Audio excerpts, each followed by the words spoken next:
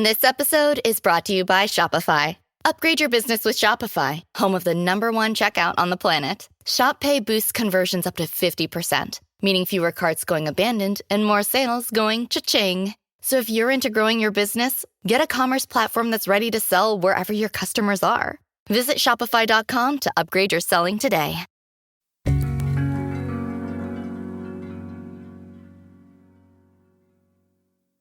One night in January of 2020, Alex, a young professional who lives in Massachusetts, musters up the courage to confront a marital problem. A marital mystery, you might say. Alex turns to Tim, the husband in this story, and asks him, what the hell is going on?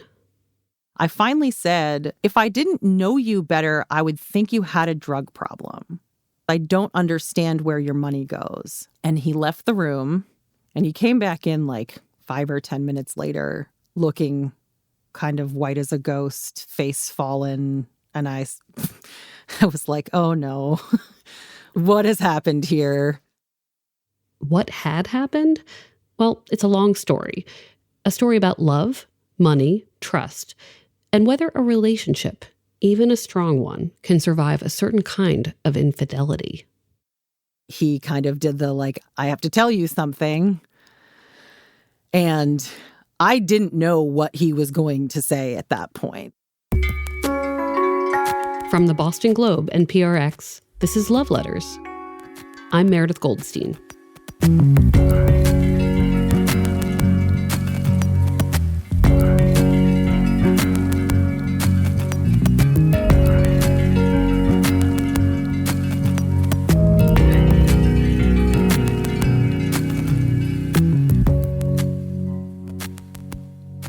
Welcome to Season 8 of Love Letters, which is all about money and how it relates to love and relationships. I need to say right off the bat that this topic is close to my heart and my soul. Or should I say, close to my neuroses. As I told my financial advisor in the previous episode, money really freaks me out. Both how it plays into romantic relationships and how it affects single people seeking a partner. Money was a big source of stress in my household growing up. And that really shaped how I think about relationships. The thing about money is, it affects pretty much every relationship we have. I've realized over the years that it's been a central part of pretty much every story we've told on this podcast. There was the woman from season 2 who'd hired a matchmaker and had to get thousands of dollars from her parents to pay for it. Or what about the couple from season 4, where the husband decided he needed to build a ball pit in his basement for himself, at a cost of several $1,000s. Even the recent episode about Roz and Ralph from last season, it was such a beautiful love story about people who met and fell in love late in life. But when you think about it, they were able to meet and travel to see each other because they had the means to do that. This season, we're going to tell all sorts of stories about love and money. I promise all the other ingredients will be there too. Romance, dating, breakups, but finances will be a key part of each narrative, because they always are, whether we admit it or not.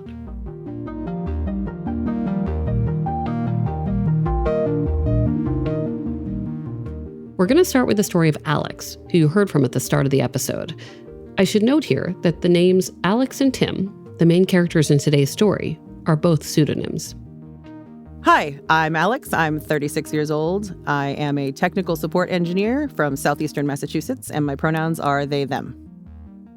A cool thing about Alex is that they've been reading my Love Letters advice column for the entire 14 years that it's been published. In fact, they're one of the original commenters on the column.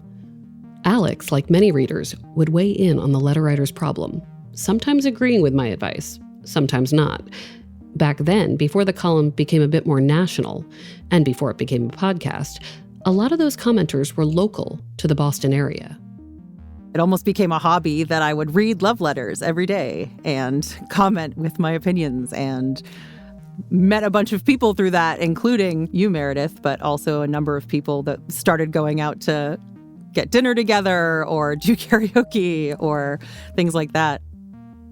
I would make these grand assumptions about people who commented, especially before I had met them. what did they look like? What did they do? Who were they? And it's like, I always feel like when I'm talking to someone who has commented, I feel like I'm talking to a celebrity, kind of. We felt that way, I think, when you would end up coming to things. It was like, oh my gosh, Meredith is going to be here. Like, I think it's funny because usually you don't have that two-way parasocial feeling. But it feels like that's kind of what happened, is like you thought that way about us and we were thinking, oh, it'd be so cool if Meredith came to this event, Right, and I always felt like not cool enough, so. Right.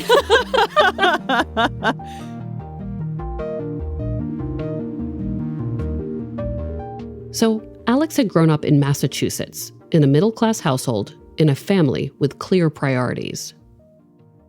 I thought that we didn't have a lot of money because I wasn't wearing, this is the 90s, I wasn't wearing Abercrombie and Fitch, and mostly we were shopping at like Kmart, Bradley's, Ames.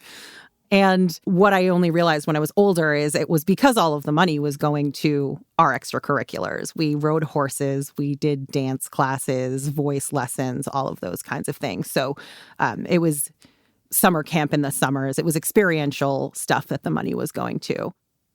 I wasn't allowed to get a job until after I graduated high school because my parents were very invested in school. The summer after Alex graduates from high school, in 2004, they find a job at a Wendy's in a nearby town. And it was an experience. I really think everyone should have to work in fast food or retail at some point because it gives you perspective on how to treat other people in some ways. So at 17, Alex is making money for the first time. Minimum wage at Wendy's. It feels very adult. Except Alex doesn't quite know how to handle this money. Pretty quickly, the job actually starts costing Alex money. Despite the fact that I had a job and was bringing in paychecks, I had to ask my dad for gas money back when you could ask for like $5 for gas and that would get you enough to get to work. And he was not thrilled with the fact that he was getting asked for gas money by someone who had a job. Where is the money going? Well, Alex is spending it pretty immediately on stuff. Very important stuff. I'm going to categorize it as nerd shit. I would buy anime DVDs, I would buy manga, I would buy Japanese snacks called Pocky and Japanese soda called Ramune.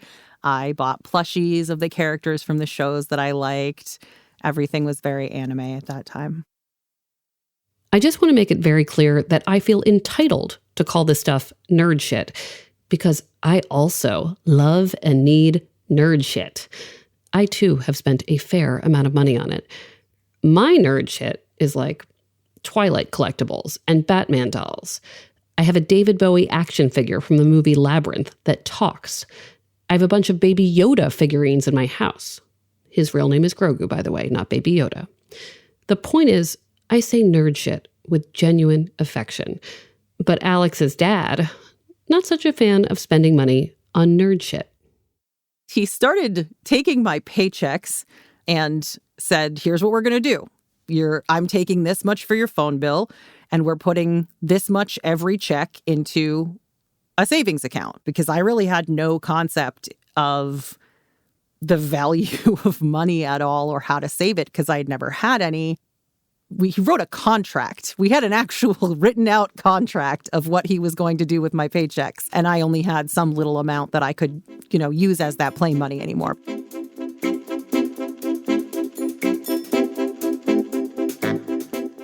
These lessons about saving and how to make a budget really sink in for Alex. They become an expert at living within their means. So shame is an extremely powerful motivator for me, it turns out. And I did not continue to suck at money once my father sternly made me learn how to manage it. I went in the opposite direction, and I went to the point that I made a 30 or 40 column spreadsheet budget. I started a blog in my early 20s about being in your 20s and saving money. It was really sanctimonious now that I look at it. When I first lived on my own, I spent $20 a week on groceries. I don't know how you did that. Even years ago, what does $20 on groceries get you? I'd never ate boneless, skinless chicken breasts. I ate chicken leg quarters, bone-in chicken thighs, whatever was the cheapest chicken, dried beans that I would then like reconstitute and make like a soup with the chicken. I know it's really hard to spend within your means in your 20s, especially when you're trying to build a social life and you're going out with people. Like, how did your peers react to the way you dealt with money?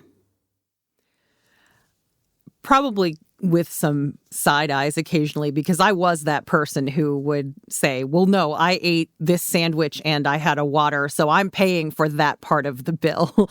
It's a little embarrassing to think of quite how careful I was. I felt like it was out of necessity, but usually it was that I was also saving money. It wasn't like I didn't have any money on top of what was in my budget. It was that like, well, that would cut into my savings for the week, so I couldn't touch that. All this time, by the way, in their teens and 20s, Alex is dating and learning about what they want in partners. I was never one of those people who like had a vision of their perfect wedding that they were going to have someday. My mom had owned multiple houses before she and my father got together. So my real thing that I thought of myself as was a person who was going to have a house of their own at some point. But it didn't necessarily correlate to like the human who would be involved in that. Alex has a relationship with a woman after college. They move in together. We did a little bit of the stereotypical U-Haul earlier than was necessarily the best idea. But the same way that I did with my finances, I did that with kind of everything in my life after college. I was very invested at winning at being an adult. Like I was going to be the greatest at being a grown-up. And I pushed myself a little bit too hard. The relationship falls apart because Alex is so focused on being a grown-up. It just doesn't work. Too much too soon. Almost immediately after, Alex starts seeing a married guy. This becomes another adult lesson. Dating someone who is cheating on his wife is a bad idea. The relationship starts to crumble. Alex knows it has to end. Right around this time, a new person enters the picture. We'll call him Tim. And Tim, like Alex, also enjoys nerd shit. That's how they meet.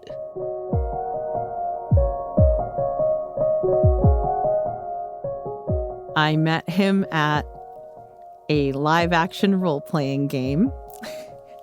We were both in full costume. I was in full makeup. And I was like, wow, this guy is really tall and has a really cool voice. His character had a Russian accent, and he just like was a really good LARPer. He was really good at staying in character. He was impressive to watch, acting and fighting and doing spells and all of those things. For those who don't know, LARPing, like LARP, stands for live action role play. What was your LARPing character? And tell me if I'm saying that wrong. This is my first time. No, LARPing is correct. LARPing is correct, right? But I don't know, like, does everybody pick their own LARPing character? Like, what was your character? Yeah, so my character was Morgana Dumort. Morgana was an iron elf who was a rogue. So I went around backstabbing people, and we were both in this sort of like moral gray area with our characters.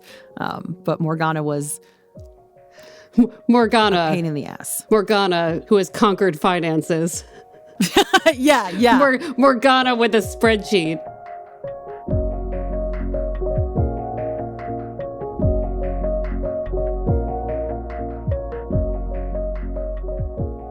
So you meet, was there immediate interest? Another friend from the LARP had actually gotten us both referred into the same company to work. And that was when we started like talking more. He had been single for, I think, 2 years at that time.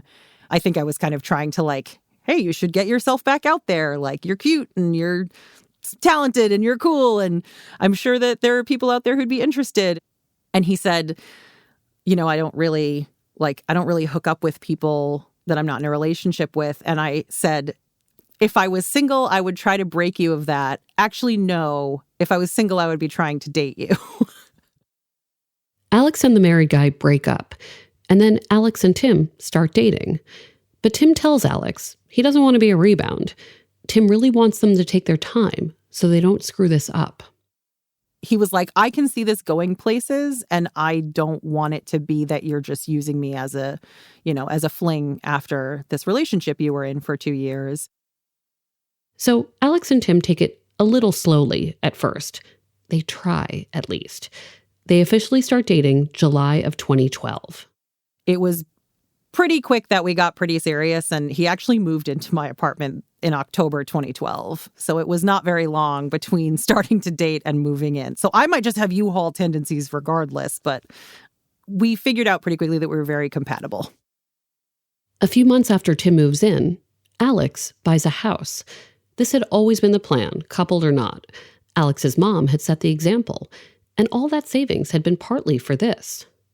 Tim moves into the house Alex buys. Then, a few happy years later, they start talking about marriage. They have a ceremony in 2017, and the wedding party is full of nerd shit. There was a board game room, arcade cabinets. Alex wears a Disney dress. There are Lord of the Rings books, just in case anyone needs them. The marriage starts out great. They have fun together. They get better jobs and build community. They decide they want to be in a committed, non-monogamous relationship, and they figure out the very specific boundaries about how to make that work. But over time, despite being such good communicators that they can figure that out, one thing they're not really talking about, honestly and transparently, it's money. Something feels off to Alex about the way Tim always seems kind of short on resources. Like a lot of couples, they have separate bank accounts for their own stuff, and they both contribute to shared goals and expenses. But Alex can't figure out the math of what's happening with Tim and his paychecks. It seemed that any time that any expense that was big in any way needed to be done, so a car repair or a home repair or a vacation, that I would be paying for it up front and he would be paying me back for his portion. And that didn't really make sense to me because he's a software engineer and I am a technical support engineer, which there is a significant difference in our salaries. And I am not the one making more money. So I started to kind of wonder at various points what was necessarily causing me to have so much more money saved than he had. And it was always this, oh, well, I have the student loan still, and I have my car loan. And I just kind of accepted it because he's a very caring and gentle and trustworthy human in general. And I just, for many years, went, okay, I guess that's what's causing you to not have any money saved.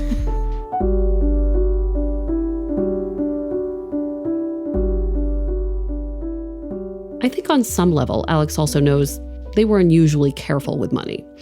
Like, of course, Tim had not also spent his 20s eating boiled chicken and only paying for exactly what he consumed at group dinners.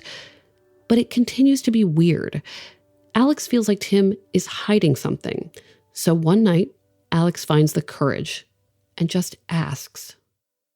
We're sitting in the living room of my house in January 2020.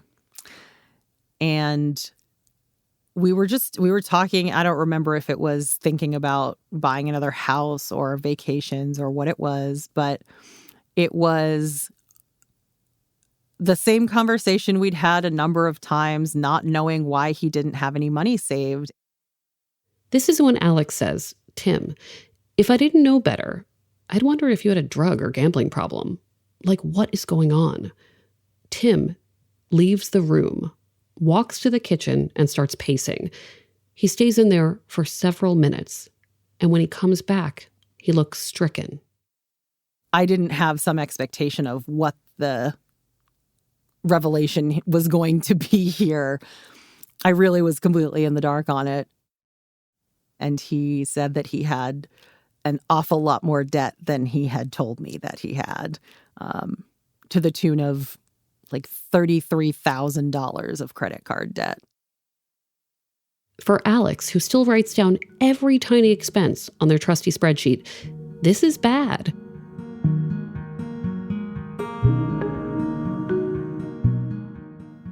I was really upset because by this point we'd been married for just over 2 years. So legally speaking, our finances were entwined at that point.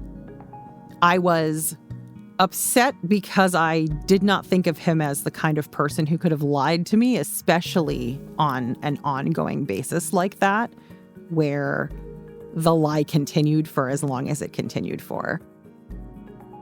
Alex immediately starts questioning what this means for their marriage. They also wonder, how did it take me this long to figure out what was going on? Then there's the practical issue of, how will this debt be paid? And of course, Alex is asking, what the hell did Tim buy that his credit card debt is up to $33,000? Their story continues after a short break.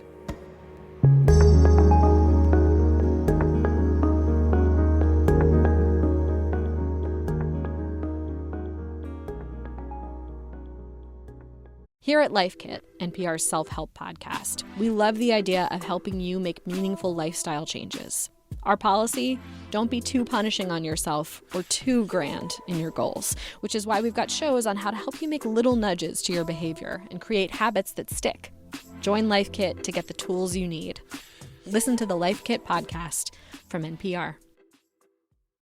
This episode is brought to you by MeUndies.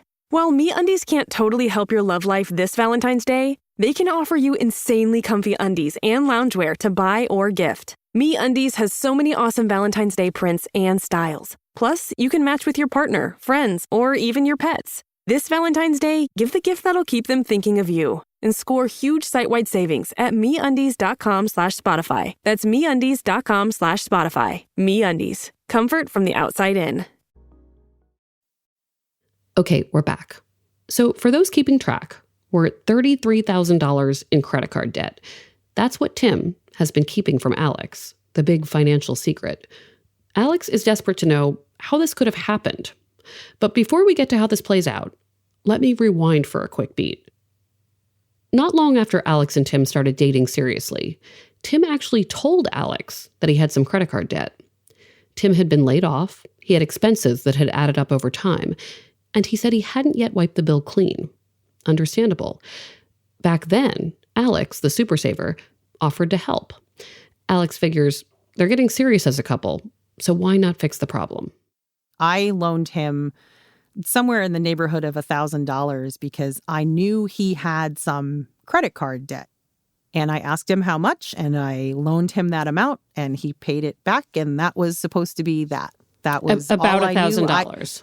About $1,000 at the time that I was making about $39,000 a year. So it was a large amount of money for me at that time. And it was like, I felt really good because I thought I had helped him pay off his debt. I was like, yay, now we can just not have to worry about that anymore. Now it's like 8 years later, and Alex is staring at Tim and thinking, oh, there was probably way more than $1,000 of debt back then. And Tim hadn't been honest about that. It makes the betrayal seem even bigger. I really trusted him to the point that I would never have thought that he would have done anything like that. And I mean, we agreed very early in our relationship that we were going to be honest with each other and communicate very openly. There was not going to be any of the, I'm fine if I'm not fine, I just didn't ever think that there could be anything big that would put especially me at financial risk because he knew how important it was for me to be financially solvent. How did he explain what had happened? So he explained it as, when he had lost his job years before we had started dating, he was depressed and didn't want to change his lifestyle, still wanted to get to go out with his friends and still have his hobbies. So the debt just kind of builds up when you're paying for everything on credit cards. And then the interest just keeps building up over time. And he had at some point just completely compartmentalized it away, where it almost, to him, he didn't feel like he was lying to me because he had told himself that it wasn't real.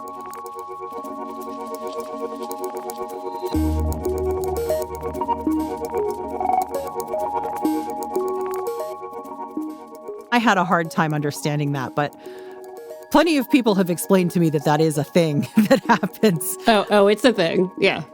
I mean, he understood why I was upset, but he explained the way that it happened as like it wasn't some conscious choice he was making to lie. It was just that he had decided that was not a real thing and it was out of his mind.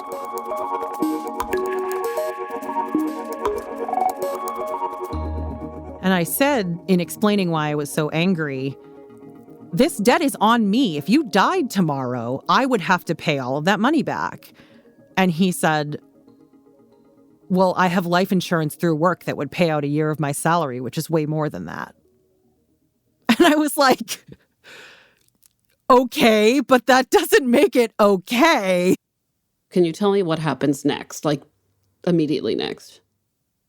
I think we sat apart for a bit. He went to another room or something. And I messaged him and I said, look, like I need you to leave for some time. I don't know how long. I can't tell you how long, but I need some space to myself here to figure out how I even feel at this point and to understand how to move forward from this. So I kicked him out of the house for what ended up only being a week, which didn't really feel unreasonable to me, but I know had a hard time with because it was where he had lived for many years. And it was our house. It was technically my house, but it was our house that we lived in together. And he went to a hotel for, I think, a night or two. And then he went up to his friend's house and stayed there for the rest of the week. Was there a part of you that was thinking this could end the marriage? Yeah. Oh, yeah. I was really unsure if this was going to be something that sort of my brain said, you know what, I can't trust you ever again. So what does happen in your brain as the days go on and eventually you tell him to come home? I think in that week, I definitely missed him. Like, I definitely missed having him around. I might have even done some reading about like financial infidelity. This is actually, there's a term for it. That was when I learned there was a term for this, and it's called financial infidelity. I realized it wasn't that uncommon, and I realized that a lot of people had gotten through plenty worse in their relationships, and I started thinking like, okay, this might be something that I can get past. So after Alex invites Tim back home, they start working on a plan. We did two things immediately, which were find therapists for both of us separately. He also set up You Need a Budget, which is not the style of budgeting that I use, but it's really popular with a lot of people. And he connected all of his accounts to it and he gave me his login. So I could just go into that one spot and see all of his financial information at once. I honestly didn't do it that many times, but knowing I could was a big deal. Tim begins paying off the debt. They work on improving their communication around money. They try to figure out a better system that plays to both of their strengths. They talk openly about spending habits because Tim has been buying a lot of stuff. This is a good time to bring in Tim.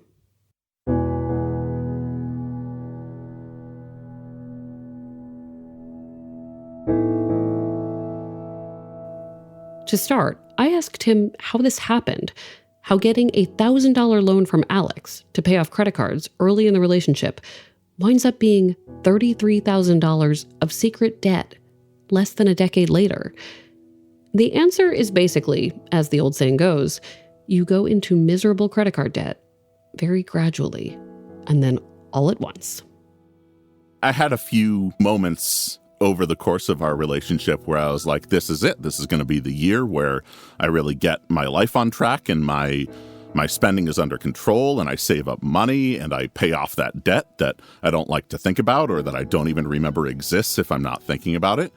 And I had enough sort of false starts on that where, It was, this is the year. And then that failure, every time I failed, it became more of a shameful personal failure, and also more and more of a bit of a nightmare that I didn't really want to confront, that like, hey, maybe I can't fix this without help. It was in that funny space where like it was present and it surfaced, but it wasn't like always present. I wasn't always thinking about it and always haunted by it, but it would pop its head up and I would have that sense of dread and anxiety about it, and then usually end up kind of shoving it down if there wasn't anything I could actively do about it at that moment. Your spouse says to you, I need some time, I need some space, please go. Can you tell me what your reaction was to that? It scared me a lot. It was kind of a feeling of rejection in a way, because I felt not good about taking the step of sharing that and asking for help, really. But it was a relief to say, like, hey, here's a thing I haven't been confronting and that I clearly need help with, but having it be, you need to go somewhere else so that I can be away from you entirely. And it was also, it sort of felt like asserting their power in the relationship, in that this was their house that I lived in. I didn't have a claim to my own space. I was a tenant. And so it sort of very much felt a little bit like I was being kicked out of their space that they had earned through their own financial responsibility, because I wasn't worthy of being there. It felt like a signal that maybe I wouldn't ever be coming back. One of the things about marriage that's always scared the shit out of me is like the idea that I would be potentially governed by somebody about buying stupid shit I love to buy, or treating people to dinner, or like spending money the way I want to in a way that brings me joy. And I like sometimes can't even imagine like, well, what would that look like? I want to know if disclosing all of this and working on this together and giving them access to your accounts like took away some of the whatever mystery was left about the two of you as partners, or took away fun, or took away romance, like to truly partner, not just as people who love each other, but almost as like the co-presidents of the business of marriage, because that's kind of what it is. Yeah, there definitely was almost the business aspect of it. It did kind of feel like, okay, in order to move forward, we need to formally establish how our business relationship between our two independent financial entities is going to exist. I did need to know, quite specifically, what was Tim spending money on? It's two categories that are pretty distinct. One is just the luxury of ordering dinner or buying something that we need or whatever without thinking about the budgeting implications. Buying the brand name over-the-counter meds instead of the CVS brand or whatever. Category 2 is something else. Tim has had a lot of hobbies, and he needed his own nerd shit. Alex has their anime. I have my Baby Yodas. Tim has all of this stuff. Both of these microphones represent one piece of a hobby being fulfilled through financial investment, and that's just one example.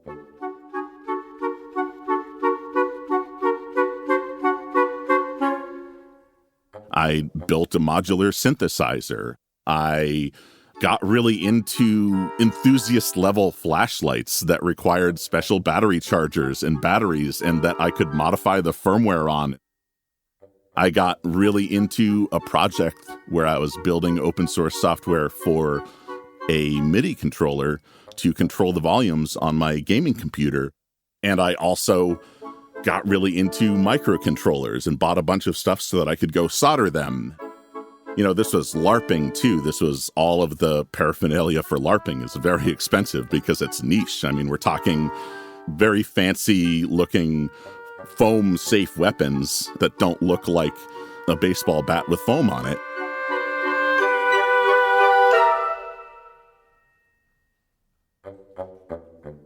I do need to mention here that Tim's spending and his passion for hobbies could fairly be described as self-care, even if it wasn't affordable or well-budgeted. Tim had had some health problems, some scary ones, in 2019. He'd gotten a cancer diagnosis and then surgery to remove that cancer.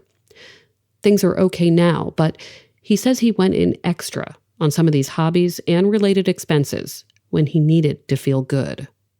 I was doing everything I could to invest my brain energy in things that were not the scary thing.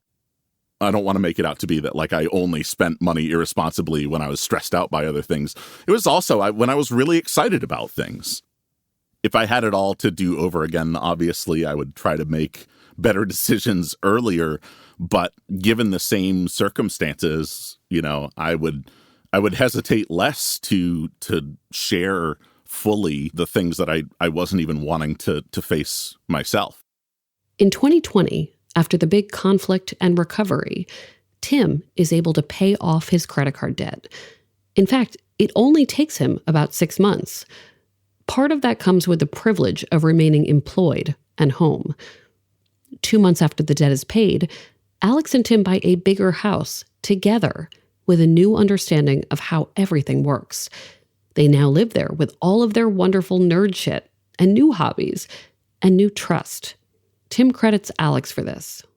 One of the really wonderful things about them is that, they've got my back. Like they're a really supportive partner and are really driven to find those paths to success in tricky situations. Thank you for sharing this, because even though it was scary, you make it seem a lot less scary. I know it's not easy to talk about, so thank you so much. Of course. I think people will learn from it. Awesome.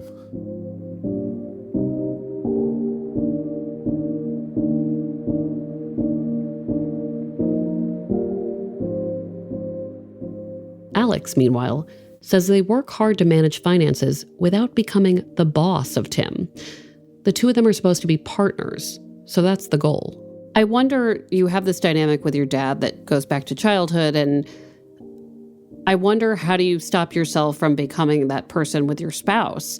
Because suddenly you're doing some checking and observing and make sure you pay, and how does that not ruin the dynamic of a peer relationship where there has been independence and trust?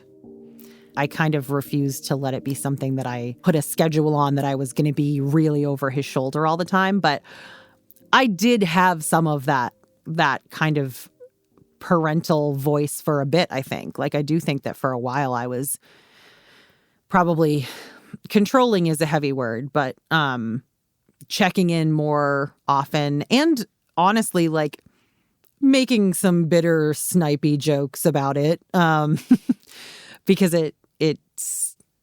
there was a lot of shame for me in how did I not push this earlier? How did I not notice it? That goes back to the same stuff with my dad, who hopefully doesn't listen to this podcast. Hi, Dad. Hello, Dad. Another thing Alex can now name as a personal priority is generosity.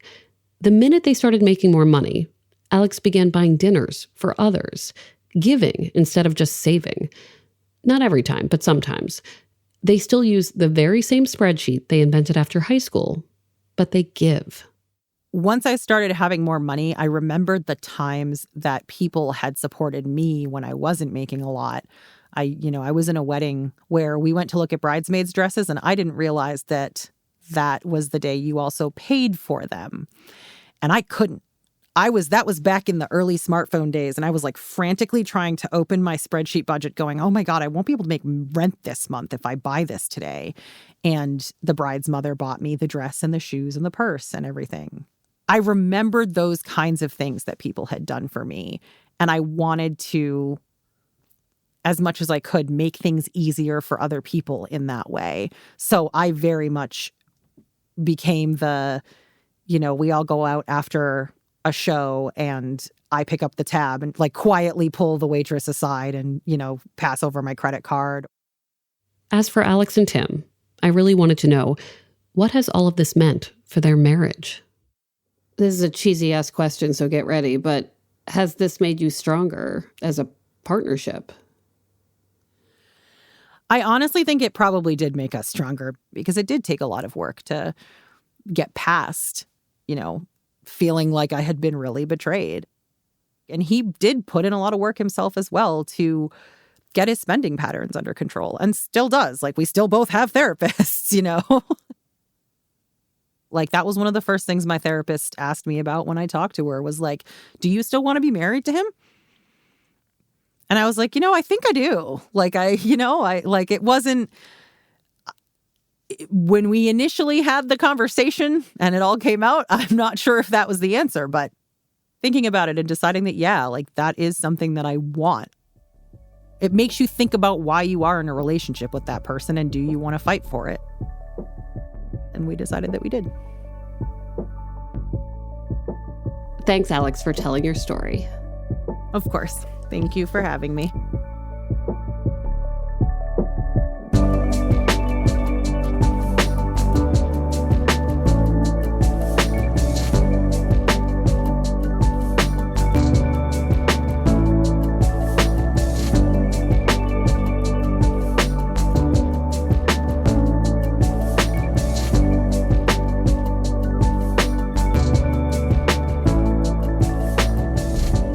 Love Letters is a production of the Boston Globe and PRX. Today's episode was produced by Jesse Remedios and Scott Hellman. Ned Porter does our audio mixing, sound design, and mastering. Devin Smith and Maddie Mortel do our audience engagement. Love Letters illustrations by Ashanti Davis. Check them out on the Love Letters Instagram. Special thanks to Linda Henry. Our music is from APM. We're now on Discord, where we'll pop in to discuss episodes. Sign up for the Love Letters newsletter, and you'll get the invite link, along with more content. Just go to boston.com/loveletters and sign up. If you like the show, please follow us on Apple Podcasts. We're online at loveletters.show. During COVID, I always thought like this would have been the time that I should have been a D&D person or a LARPer person. Like, I just feel like I need a little push because I just feel like it's like only a small jump from being a theater kid. Yeah. Okay. Yeah. We'll brainstorm some names. Okay. I'm Meredith Goldstein. Thanks for listening.